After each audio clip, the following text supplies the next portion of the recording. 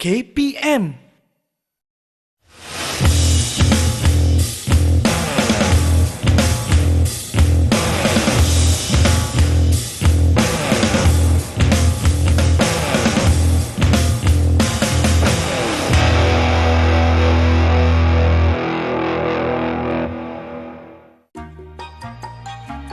Assalamualaikum dan salam sejahtera. Apa khabar murid-murid di rumah? Saya Nisa K akan menemani anda di dalam kurikulum Badan Beruniform di Didik TV KPM. Agak-agaknya tak perlu nak diagak-agak. Lihatlah uniform yang Nisa kenakan sekarang ini.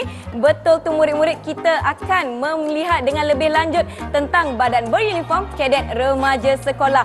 Siapa agaknya guru yang akan bersama-sama dengan kita? Kita lihat profil beliau.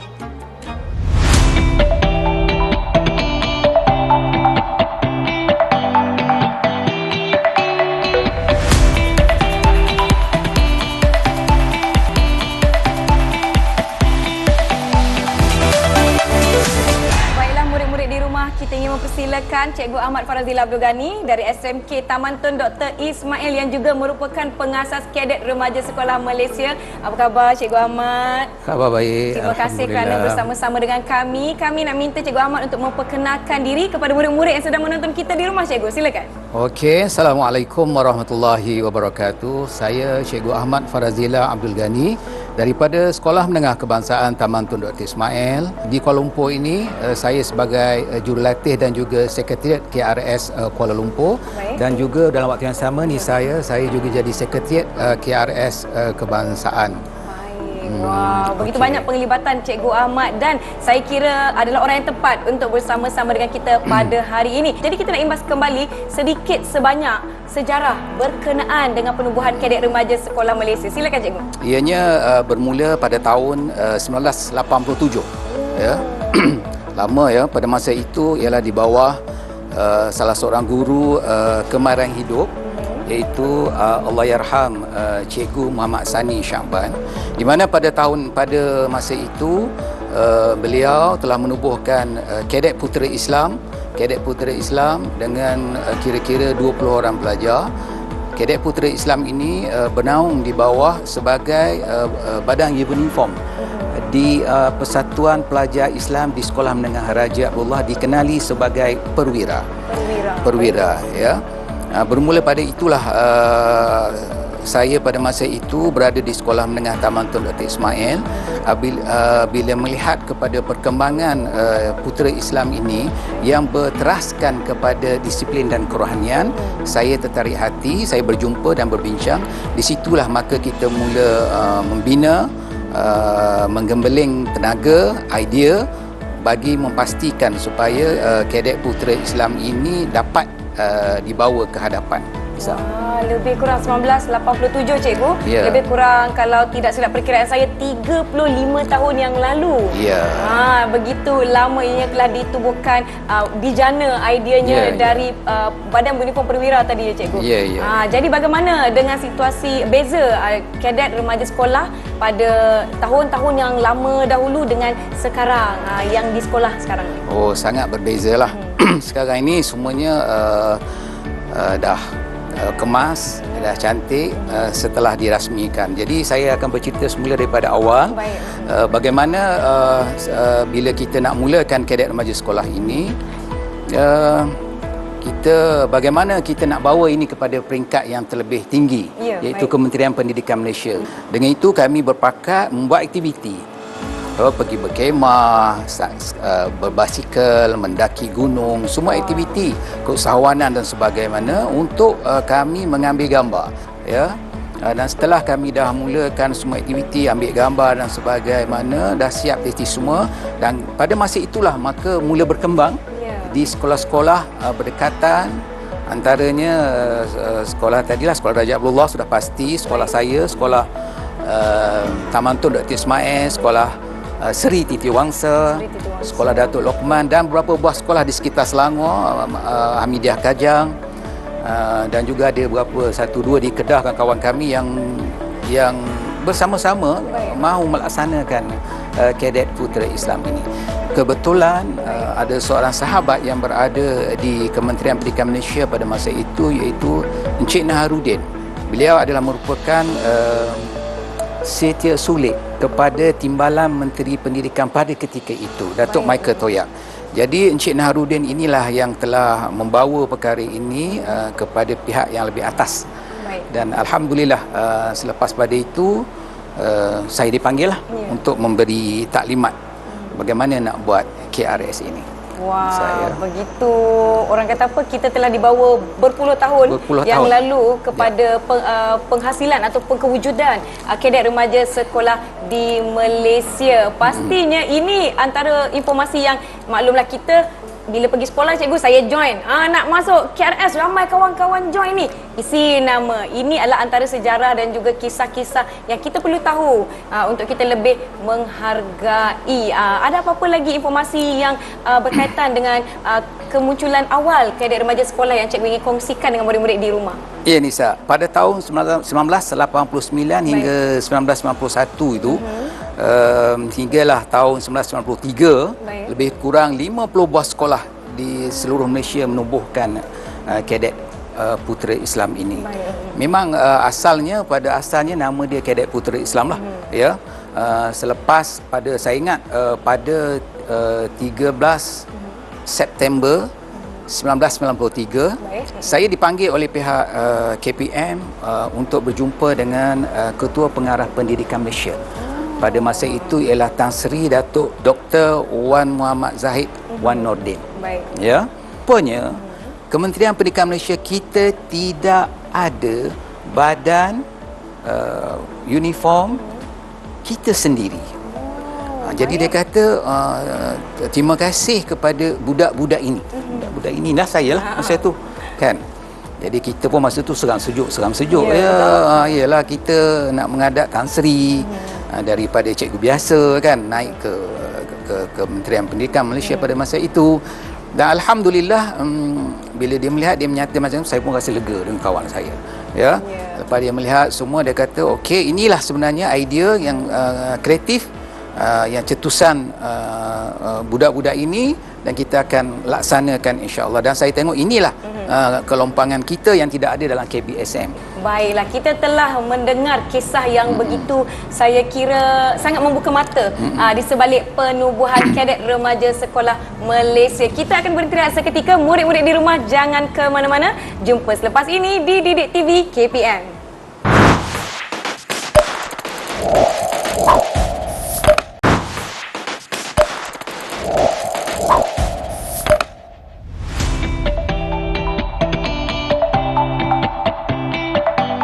Terima kasih kerana masih menonton Kurikulum Badan Beruniform di Didik TV KPM. Masih bersama saya Nisa K dan juga Cikgu Ahmad dari SMK Taman Tun Dr. Ismail Kuala Lumpur. Kita akan pergi dengan lebih lanjut berkenaan dengan pelancaran. Dah diluluskan, pastilah ada acara pelancarannya. Nak minum TO, Cikgu? Unggun api kita tak hidupkan lagi. Itu sekejap lagi. Jom kita nak sambung perbualan kita dengan Cikgu Ahmad. Silakan. Okey Nisa, memang tak boleh hidup Nisa sekarang musim hujan. Ya, betul. Okey. Pada 20 Jun 1995 di Sekolah Menengah Raja Abdullah dan disempurnakan oleh Menteri Pendidikan pada masa itu. Nisa rasa agak-agaknya siapa? Menteri Pendidikan pada waktu itu 1995. Alamak, cikgu saya baru 4 tahun waktu itu. Kecil lagi. Okey. Pada masa itu disempurnakan oleh Yang Berhormat Datuk Seri Najib bin Tun Razak. Ya. Jadi pada masa itu perasmian melibatkan hampir 500 orang pelajar, di mana pada masa itu ya Nisa, bila dikata nak buat perasmian sudah tentu kita memerlukan suatu persiapan yang begitu baik. Betul. Apatah lagi yang datang ni lah Menteri Pendidikan, bos kita sendiri. Bos kita sendiri. Jadi pada masa itu Sekolah Raja Abdullah menjadi tuan rumah. Maka sekolah-sekolah yang beberapa buah sekolah yang aktif ini dilibatkan. Antaranya pada masa itu pelajar-pelajar, murid-murid dilibatkan untuk pembarisan kawalan kehormatan, ya. Dan saya ingat dalam kawalan kehormatan tu ada pelajar-pelajar kita yang hebat-hebat akan berbaris di situ, dan termasuk salah seorang alumni kita Lah Ahmad Ya. Ahmad. Ya. Dia penyanyi tu cikgu? Ya, itu juga. Saya bangga menjadi alumni. Wah, tiba.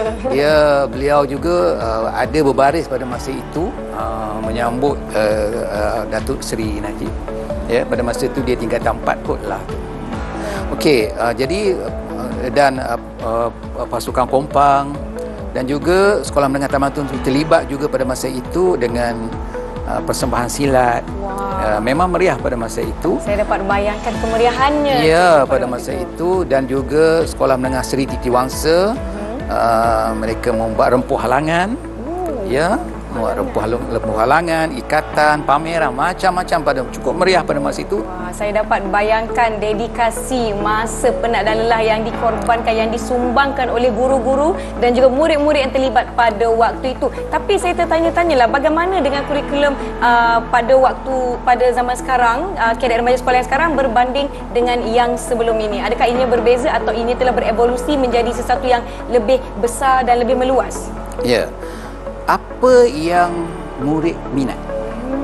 Jadi murid minat perkemahan, camping. Saya pun minat kemah. Ya, aktiviti lasak. Betul. Jadi kita beri penumpuan kepada yang itu dahulu.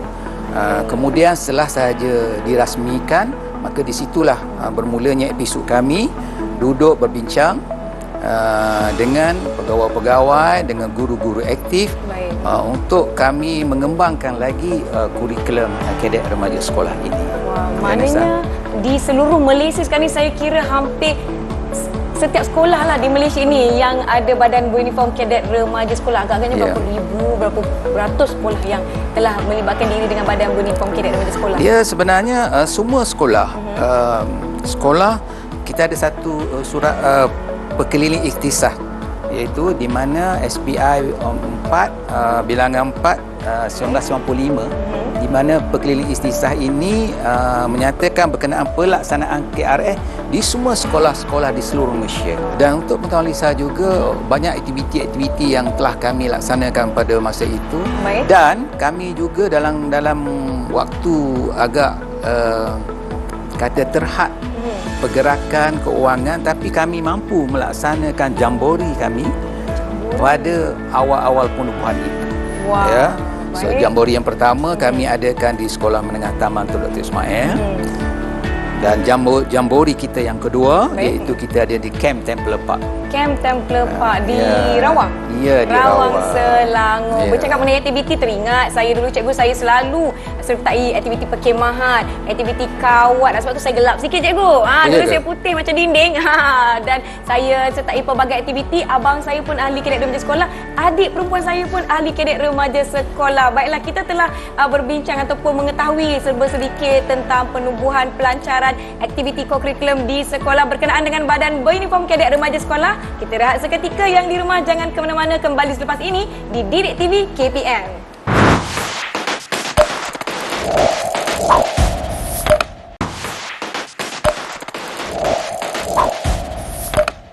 Terima kasih kerana masih menonton kurikulum badan beruniform kadet remaja sekolah bersama-sama saya Nisa, dan kita masih bersama dengan Cikgu Ahmad dari SMK Tamatun Dr. Ismail Kuala Lumpur. Tadi Cikgu Ahmad dah cerita aktiviti-aktiviti yang dijalankan seperti flying force, perkemahan dan sebagainya. Saya nak tanya sedikit mengenai aktiviti yang dijalankan di sekolah Cikgu Ahmad khususnya. Silakan Cikgu. Okey, sebenarnya aktiviti di sekolah ni memang, kalau di sekolah saya sendirilah. Ya, memang banyak aktiviti yang dilaksanakan, antaranya ialah perkemahan. Perkemahan ini ialah merupakan satu aktiviti tahunan yang akan diadakan di semua sekolah pun sebenarnya. Nisa, ini yang menarik pelajar sebab dia aktiviti perkemahan tu macam-macam aktiviti. Sebab dekat luar sekolah cikgu. Ya, di luar sekolah, di tepi sungai, diorang seronok kan, dengan kawan satu kemah.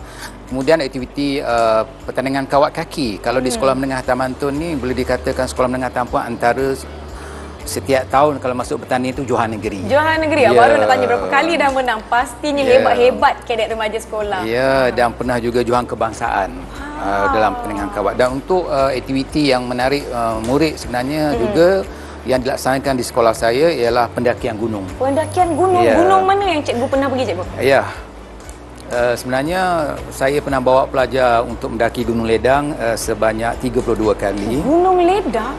Ya, Nisa 32 kali. 32 kali? Ya. Itu dah melebihi umur saya, cikgu. Ya. 32. Lepas tu Gunung Korbu 2 kali. Wah. Lepas tu Gunung Tahan, Nisa. Gunung Tahan di kampung saya, cikgu. Ya, Wah. sebanyak 12 kali sahaja, Nisa. Macam mana ni, cikgu? 12 kali sahaja tu 12 banyak, kali. cikgu. Saya orang Pahang pun tak pernah pergi Gunung Tahan. Kena pergi, Nisa. Gunung Tahan tu memang cantik. Begitu juga dengan Gunung Kinabalu sebanyak 3 kali. Wow. Jadi ini aktiviti-aktiviti yang menarik minat murid. Inilah cara kita supaya budak-budak masuk dan kita boleh terapkan apa yang kita hendak dalam kurikulum KRS. Semestinya menerusi aktiviti-aktiviti perkemahan banyak nilai-nilai yang kita boleh terapkan. Antaranya, cikgu, nilai-nilai kerjasama. Apa lagi yang kita boleh terapkan melalui aktiviti-aktiviti yang kita jalankan ni, cikgu? Okey, baik. Dah Nisa bertanya macam tu, saya terus pergi kepada kurikulum. Baik, boleh. Kurikulum bersepadu KRS. Sebenarnya kita ada 5 aktiviti kurikulum dalam KRS ini dinama kurikulum bersepadu. Yang pertama ialah disiplin dan kerohanian. Baik. Okey. Kemudian ialah ketahanan diri dan kebudayaan. Ketahanan diri dan kebudayaan. Baik. Kemudian khidmat masyarakat. Khidmat masyarakat. Keusahawanan. Satu lagi apa yang saya tak sebut ni, Sah? Apa lagi yang cikgu tak sebut? Alamak, saya kena ingat balik ni. Berapa lama dah ni tinggal sekolah ni? Ya. Macam mana nak jadi ahli karisma ni? Yang sangat penting sekali iaitu alam sekitar. Alam sekitar.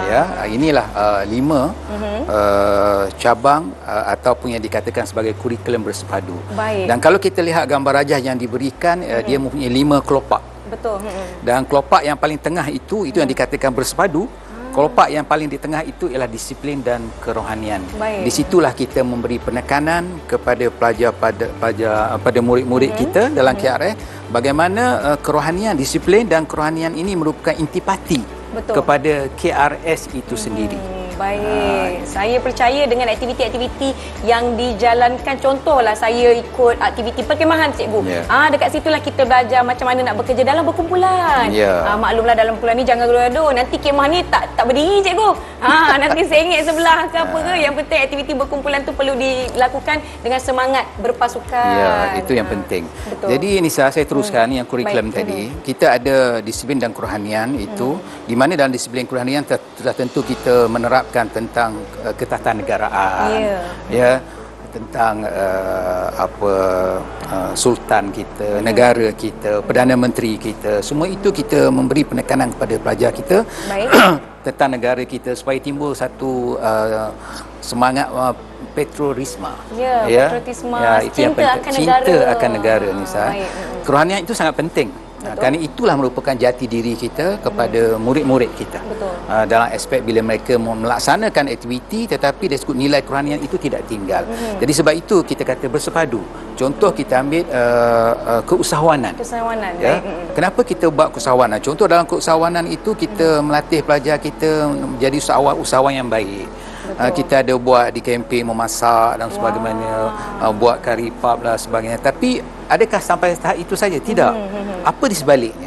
Kiranya ia menyediakan asas untuk murid-murid mungkin ingin menyambung minat berniaga ke selepas sekolah? Tetapi ada yang lebih penting daripada itu. Di sebalik itu apa sebenarnya? Di sebaliknya ialah kita melahirkan seorang usahawan yang berjaya dan bila berjaya mereka melaksanakan tanggungjawab mereka sebagai ahli masyarakat iaitu dengan bersedekah.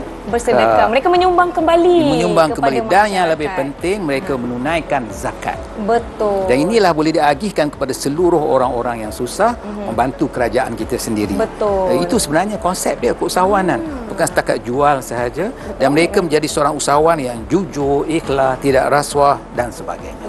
Bagaimana dengan aspek ketahanan, daya tahan diri? Ketahanan diri ketahanan diri dan kebudayaan pula. Ini yang Nisa cakap tadi, perkemahan, kawat kaki. Ini sebenarnya. Dan bila kita melihat kepada ini, contoh kita ambil kawat kaki. Apa sebenarnya disiplin yang kita nak disiplin dan kerohanian yang kita nak terapkan? Ini yang dikatakan bersepadu. Apa yang kita nak terapkan dalam contoh kawat kaki? Sebenarnya apa dia? Mengikut arahan. Betul, mengikut arahan. Jadi kalau sekiranya ketua peleton memberi arahan yang betul, ikut. Kalau memberi arahan yang tidak betul, jangan ikut. Itu ialah disiplin kawat. Jadi itu sebenarnya yang kita nak terapkan bahawa kita hanya mengikut perkara yang betul sahaja. Baik. Kalau tidak betul, tidak perlu diikut. Jadi adakah secara tak langsung ianya melatih daya kepimpinan juga? Ya, itulah sebenarnya yang lahir daripada kawat itu sendiri, Nisa. Jadi sebenarnya banyak perkara-perkara yang tersirat di sebalik aktiviti itu. Betul. Sebab itu kita meletakkan disiplin dan kerohanian. Sebenarnya ada penjelasan terhadap Ya, setiap aspek-aspek yang kita terapkan di dalam badan beruniform kadet remaja sekolah. Kita sebenarnya ralik saya mendengar penjelasan dan perkongsian daripada Cikgu Ahmad. Kita dah tiba di penghujung episod kita hari ini. Saya nak minta Cikgu buat sedikit kesimpulan buat murid-murid yang sedang menonton kita di rumah. Silakan Cikgu. Okey, sebenarnya itulah.